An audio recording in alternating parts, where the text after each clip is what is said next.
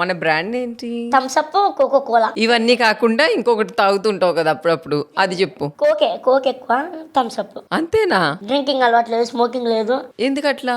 లేదు, మరి కొన్ని చూశాను కదా, నేను ఇంకా అలవాటు చేసుకోలేదు. అంటే నీ లైఫ్ లో ఒక్కసారి కూడా టచ్ చేయలేదు డ్రింకింగ్? అంటే తెలియకుండా తాగాను కానీ. తాగిన తర్వాత ఏమైంది? అంటే కొద్దిగా వేరే మాట్లాడాను. మాట్లాడావా? ఏమని? వద్దులే, అప్పుడు ఇంటర్వ్యూ అవ్వదు. నీకు వచ్చే వైఫ్ కి డ్రింకింగ్ అలవాటు ఉండాలా ఉండకూడదా? మేబీ ఉండకపోతే బెటర్ అంతే. నాకు స్మోకింగ్ అలవాటు ఉందండి, నాకు డ్రింకింగ్ అలవాటు ఉంది, పబ్కి వెళ్ళే అలవాటు ఉంది అని మీ వైఫ్ నీ పెళ్లి చేసుకున్న తర్వాత తెలిసింది నీకు. నువ్వేం చేస్తావు? ఇవన్నీ నువ్వు నీ ఇష్టం అని చెప్తా, నన్ను అర్థం చేసుకుంటే మంచిగా ఉంటుంది లైఫ్ అని కొద్దిగా చెప్తాను అంతే. మనకి ఏం అలవాటు లేవు, అమ్మాయికి అన్ని అలవాట్లు ఉన్నాయంటే మరి ఎట్లా? ఇంకా చూసుకోవాలి, అప్పుడు నేను అలవాటు చేసుకోవాల్సి వస్తుంది.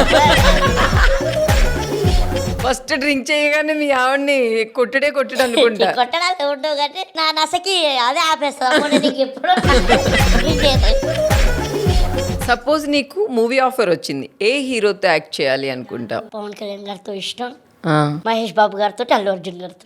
అంటే ఎలాంటి క్యారెక్టర్ చేయాలి? పవన్ కళ్యాణ్ గారిది ఒక సినిమా మిస్ అయింది. అవునా? చేతు దాకా వచ్చి మిస్ అయింది. కాటమరాయుడు సినిమాది. మీరు రేపు అర్జెంట్ గా రావాలండి, పవన్ కళ్యాణ్ గారి షూట్ ఉంది, సో మీరు ఖచ్చితంగా రావాలంటే నేను అప్పుడు వేరే అవుట్ ఆఫ్ కంట్రీ. ఓ, ఇప్పుడు నీకు పవన్ కళ్యాణ్ గారితో ఒక మూవీ ఆఫర్ వచ్చింది, కళ్ళు మూసుకొని చేస్తా. సడన్ గా మన జబర్దస్త్ షూట్ ఉంది, అది పర్మిషన్ అడుగుతా. ఇవ్వలేదు, ఏం చేస్తావు? మేనేజ్మెంట్ అడుగుతా. మేనేజ్మెంట్ ఇవ్వలేకపోతే దగ్గరికి వెళ్ళి కాలు పట్టుకుంటా.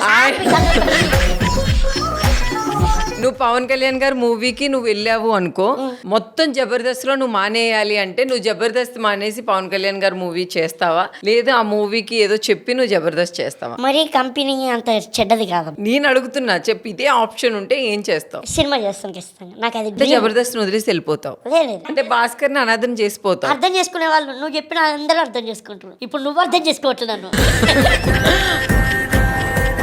నాకు అది డ్రీమ్ అబ్బా. అదొకటి అల్లు అర్జున్ గారితో, పవన్ కళ్యాణ్ గారితో, అది ఒక డ్రీమ్. తప్పకుండా తొందరలోనే ఈ 2 సినిమాలు చేసి నువ్వు జబర్దస్త్ ని వదిలేసి వెళ్ళిపోకుండా ఉండాలని కోరుకుంటున్నా. నీ బోడిపల్లిలో ఇల్లు ఈఎంఐ ఎవరు కడతారా? అందుకే కదా. మల్లెమాల గురించి ఒక్క మాటలో చెప్పాలంటే ఏం చెప్తా? అమ్మ లాంటిది అంతే.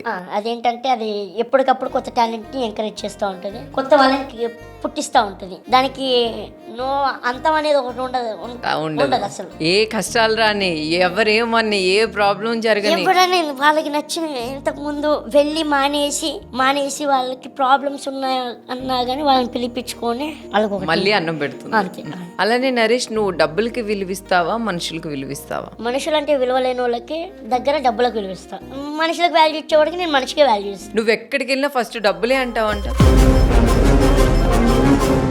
అదేం ఉండదురా, ఇలాగే ప్రొజెక్ట్ చేశారు అంతే. నాకు అదేం ఉండదు. ప్రతిదీ డబ్బు కోసం చేయాలంటే నేను ఈ పార్టీకి వేరే పొజిషన్లో ఉండేవాడిని. అలా ఏంటంటే కొన్ని అది మామూలుగా మాట్లాడుతూ అది ఏంటంటే అది స్ప్రెడ్ అయిపోయింది అంతే. అందుకేమీ లేదు. ఫన్ గా. ఇప్పుడు నన్ను అనేవాళ్ళు కూడా అరే జోక్ చేసాను లేరా అని వాళ్ళే అంటారు.